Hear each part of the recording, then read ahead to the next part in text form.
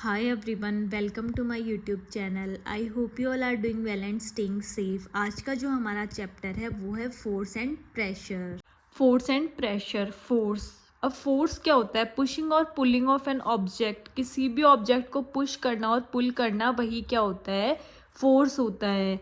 Example की बात करें तो कोई बॉल है, हमने बॉल को क्या किया? किक किया। अब बॉल क्या हुआ? एक जगह से दूसरी जगह पर चली गई। पहले वो क्या थी? रेस्ट फेज में थी, और जैसे ही हमने उसको किक मारा, ball moves in the direction of the force. जिस डायरेक्शन में हमने फोर्स लगाया है, बॉल भी क्या करेगी? उसी डायरेक्शन में मूव करेगी।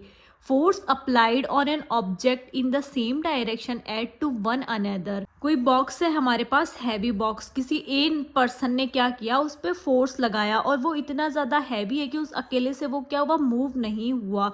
फिर उसके साथ एक और पर्सन आया, ए और बी, इन दोनों ने जब मिलकर उस पर फोर्स लगाया तो बॉक्स क्या किया? वहां से मूव हुआ।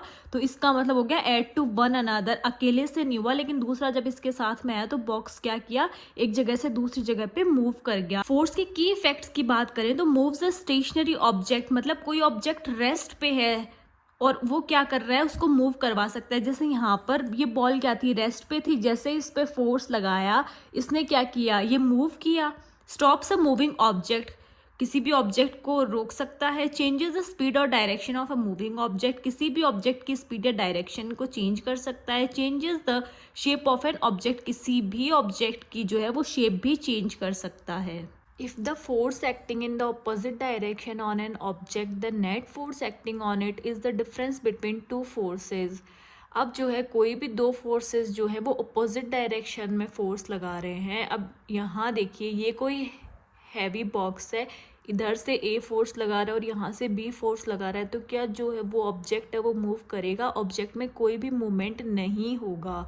लेकिन अगर ए का फोर्स ज़्यादा है और बी का कम है, तो ए ने जैसे ही फोर्स लगाएगा, बॉक्स जो है वो क्या करेगा? मूवमेंट करेगा। अगर वहीं बात करें, बी का फोर्स ज़्यादा है, बी ने इस ऑब्जेक्ट पे फोर्स अप्लाई किया, तो और ए का क्या है? बी से कम फोर्स है, तो ये ऑब्जेक्ट मूव करेगा कौन सी डायरेक्शन में करेगा? एक ही डायरेक्शन में जो है वो मूव करेगा। तो इसीलिए बोला गया है कि if the two forces act in the opposite direction on an object, the net force acting on it is the difference between the two forces. इन दोनों का नेट फोर्सेस क्या होगा? इन दोनों का डिफरेंस होगा। फोर्स कुड बी लार्जर और smaller than the other और इक्वल टू ईच अदर। अभी मैंने बताया था, अगर ए का फोर्स ज़्यादा है तो ये ऑब्जेक्ट क्या करेगा? बी की तरफ मूव करेगा, और अगर बी का फोर्स ज़्यादा है तो ये ए की तरफ मूव करेगा। तो फोर्स जो है वो लार्जर भी हो सकता है, स्मॉलर भी हो सकता है, या दोनों इक्वल भी हो सकते हैं। The strength of a force is usually expressed by its magnitude. जो फोर्स की स्ट्रेंथ है वो हमें कैसे पता चलेगी? हम उसके मैग्नीट्यूड से आइडेंटिफाई करेंगे कि उसकी स्ट्रेंथ कितनी है। A force can change the state of motion. Force जो है वो क्या कर सकता है? रेस्ट से मूव कर सकता है, ये हम पढ़ेंगे। और वो कैसे कर सकता है? बाय अल्टरिंग इट्स स्पीड और डायरेक्शन और मूविंग इट फ्रॉम रेस्ट।